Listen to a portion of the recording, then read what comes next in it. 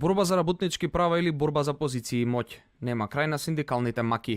Иако најавено на вчерашниот вонреден конгрес, ССМ не избра нов лидер. Единствениот кандидат го прекина вонредниот конгрес.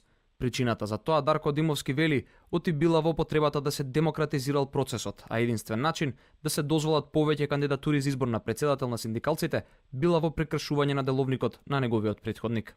Видете, грубо не е пригорсен статутот, бидејќи јас пак ќе кажам, тие критериуми беа донесени од страна на Живко Митревски. Едногласно се договоривме дека ќе му возможиме на Петце Груевски погрешно да ги исполнува условите да ми биде против кандидат. И одложивме таа пленарна седница во рок од 30 дена да се состанеме пак службите да изготват листче каде што има два кандидата и да се бира еден за председател на ССМ. Тоа до сега не се случило.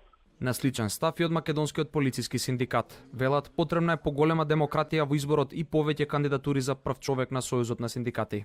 Македонскиот полициски синдикат само бара почитување на процедурата и нормално укинување на сите оние акти, учувајќи ги критериумите постоечки, што нели ги споменав претходно, со цел овозможување на плурализам, значи можност за утврдување на повеќе кандидати. Пецо Груевски, кој исто така поднесе својата кандидатура, пак не сакаше да ги коментира вчерашните настани на вонредниот конгрес во Охрид, но истакна дека првичното неприфаќање на неговата кандидатура со образложение дека не ги исполнил условите, бил обид за негова дискредитација.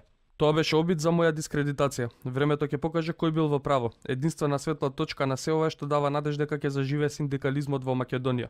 Сега верификационата комисија на синдикатот во рок од 30 дена треба да ги утврди можните кандидати кои ќе бидат предложени за лидер на ССМ. За председател на Сојузот на синдикати покрај Дарко Димовски, председателот на УПОС Пецо Груевски, се кандидираше и председателот на полицискиот синдикат Ацо Антовски. Но ССМ ги отфрли кандидатурите на двајцата со образложение дека не ги исполниле условите за кандидатура. Големиот интерес за шефовската позиција во синдикатите постои од секогаш, а упатените ја врзуваат со силната позиција на синдикатот и како голема организација која располага со огромен имот.